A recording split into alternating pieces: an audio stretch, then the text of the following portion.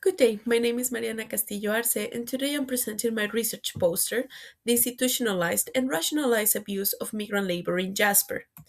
To start, my research question focuses if the advocacy of immigrant labor in Jasper, Alberta is related to the criminogenic environment in which it is developed.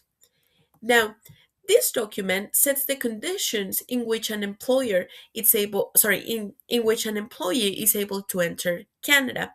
Now, entering through the labor force is usually one of the easiest way to enter the country, and according to Immigration, Refugee, and Citizenship Canada administrative data, over almost 4 million of immigrants received this document from 2014 to 2022.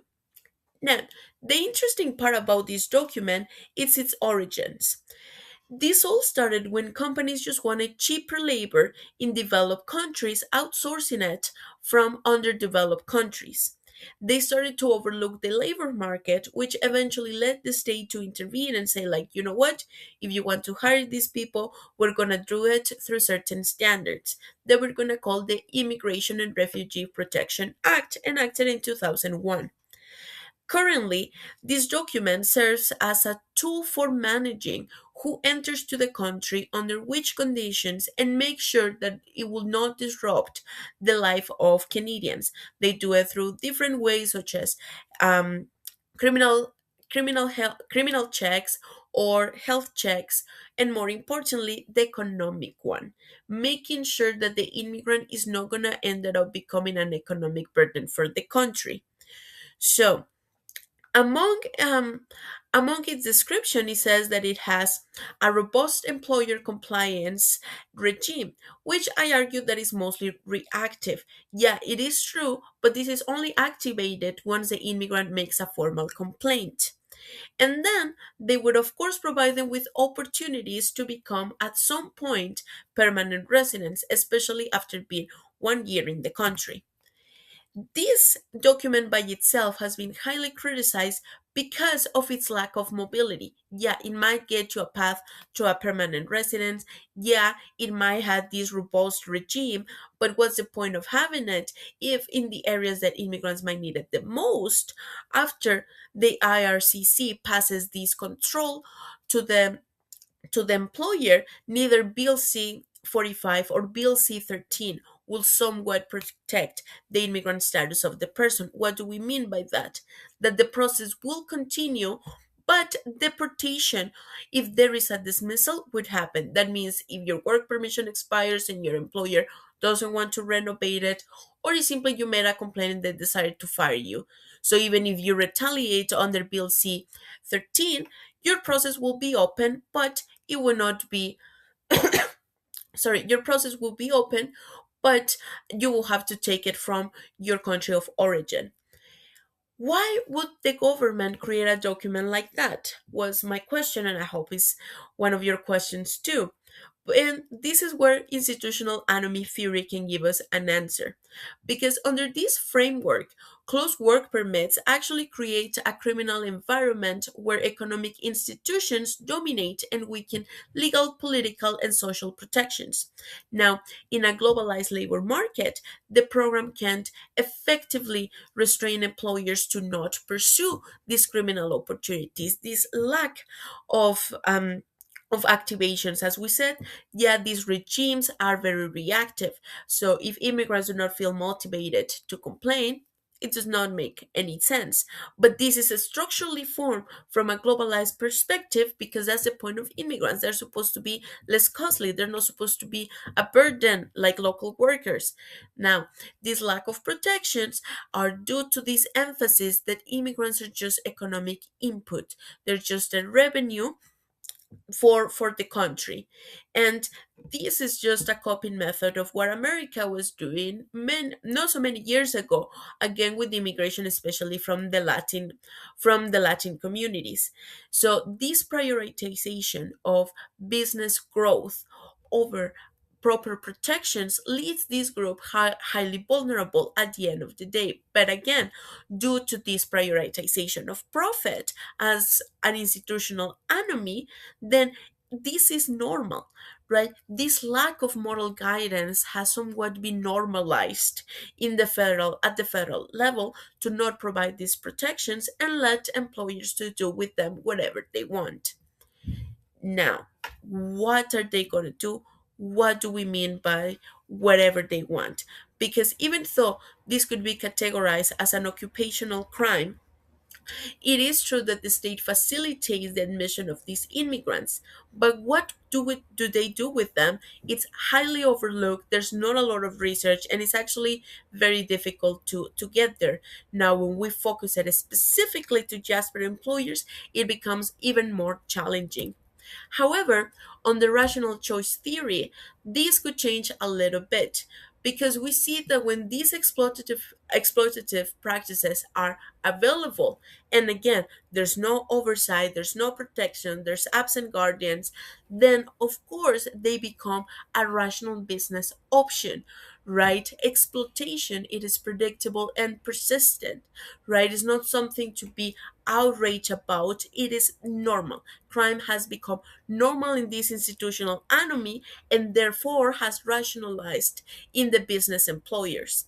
Under this theory, we can explain then how these actors, after rationalizing this option, start to weigh it and they revise intentions in order to increase payoffs. But, and very importantly, that Fumagalli highlighted is that immigrants are profit maximizers, not profit creators. That means that they just reduce costs in other areas of the company somewhat, and nobody questions how, but they do. It's not that they will attract more customers or that they will sell more. But what's the role that Jasper plays in all of this? Well, Jasper is a town that in total has 5,000 residents, but is capable to overduplicate its size just with seasonal staff work. How many of those are immigrant workers? We don't know. But we imagine that it could be a quite majority. But besides that, we know that there's 2.5 million annual visitors, as it was reported in 2023 by the government of Canada, who also spend over $400 million.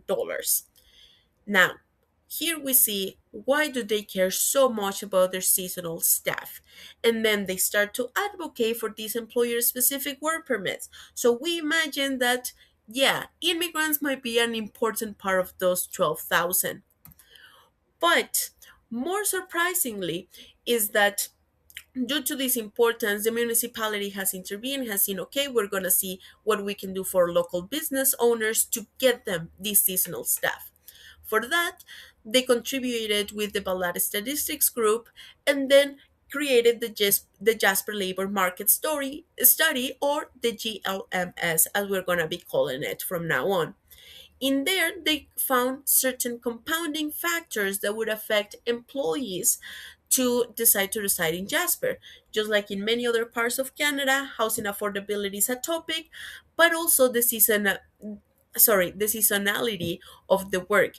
Immigrants want the permanent residence, right? And this is something important to keep in mind. And the limited access that there's also from the federal part to not allow more immigrants in creates this sense of like, well, is it even worth it to be there anymore if they're not going to allow me to be permanently, or I'm going to start a process and then I'm just going to be rejected. Now, this creates a labor shortage, and this labor shortage has made the employers to make some business choices or some business decisions based on the cost benefit principle. Now, under these decisions, what they have done is to reduce labor costs under a 30%. I'm not a business person, but I do wonder if that's precisely the smartest thing to do, especially if what you are reporting is a labor shortage and what you're doing is reducing the amount of labor that you have now. Besides that, they're also reporting to cutting services and limiting their inventory up to a 25%. However, actually, most of them have reported to just thrive in the strategy of shortage. As 67% said with limited resources, which we don't know what they mean by limited resources, they have to cut their operations. But another compounding factor that the study I don't want to say the purposely overlooked, but it's definitely difficult to get there. It's the fact that most of the starting vacancies um, offered right now by the ones that answered the survey, that are actually around 41% of the available businesses in Jasper, most of them reported a minimum wage, not minimum under the provincial standards, but minimum under the living cost of towns like Banff or Jasper, that again, highly touristic, so they're more expensive. And the living cost is $22.35 per hour minimum, with the highest being more than $41 per hour.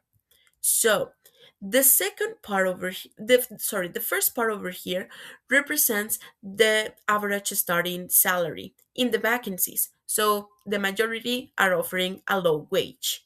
But the second one represents the actual labor participants that answered this survey. We don't know how many of them are employed or unemployed, but what we know is that these are people living already in Jasper. And this is the group that has lowest probabilities to accept a salary that starts low. Whereas the ones that are part of the newcomer program, that it's a program of Jasper that attracts either from other provinces or another countries, by itself shows basically the same amount of acceptance rate. More interestingly, foreign labor is the only group that by itself is 61% more likely to accept that um, to accept the low wage. Now, even the study by itself mentioned that this might be because they do not understand the living cost in Jasper, which is a very interesting part to put it just there in the study and then don't address it ever again. But what this tells us is that purposely already foreign labor is used to these conditions, making them the lure. What my whole research focuses on is that, yeah, well, immigrants might be victims at some point of the system. It is true that right now, when employers are trying to make a choice, they do not see immigrants as a victim. They see them as the criminal opportunity, the lure. Thus, as Schauber and Hochstetler def- define it, is this purse left unattended in a heavy pedestrian traffic. So, this ability to recruit immigrants at the end of the day is strongly related to not understanding the living cost, not understanding the job conditions, which again is related to the vulnerabilities that immigrants have due to the institutional enemy. Now, in this case, if workers are making a conscious choice of choosing this group, which already they know they would accept a lower wage, then we would not call them what Schober and Hochstetler would describe the tempted. Instead, we will call them the predisposed. These people that have already experienced it, they know that it works and are willing to replicate it. And in the regulated and globalized labor market period, this has become common.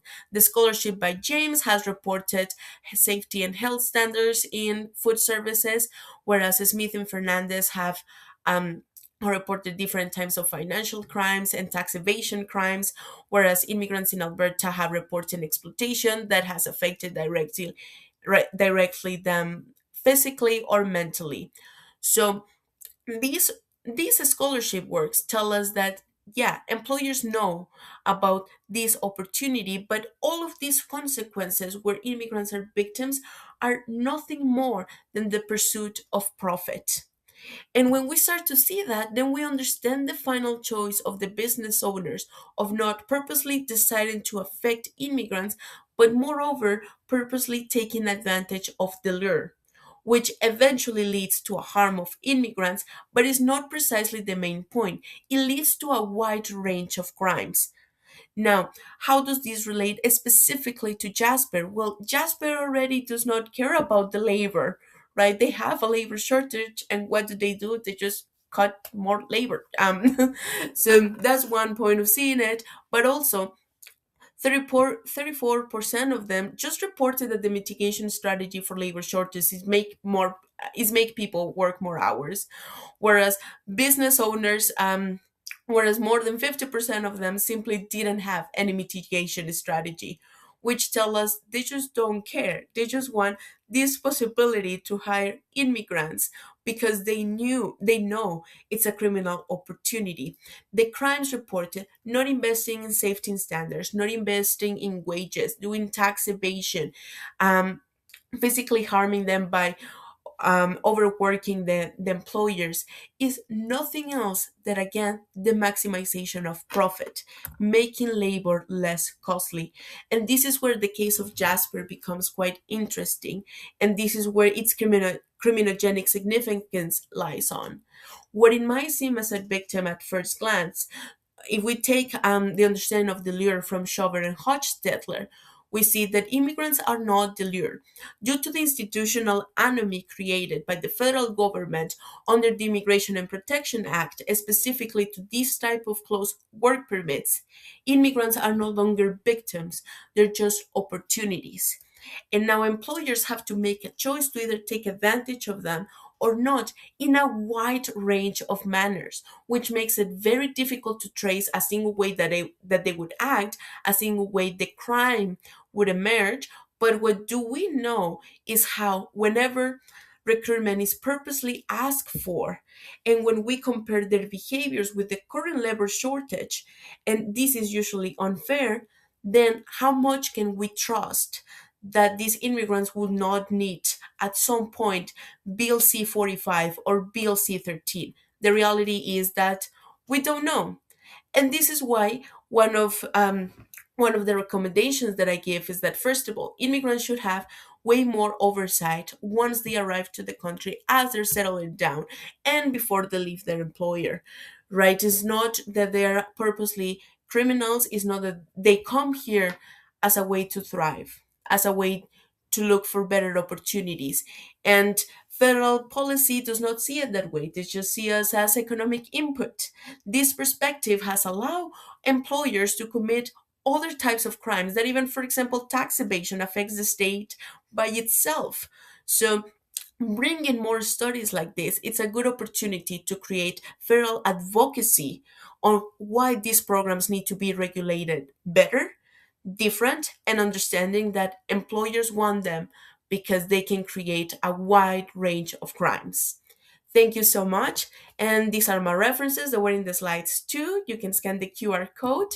Thank you so much. Have a nice day.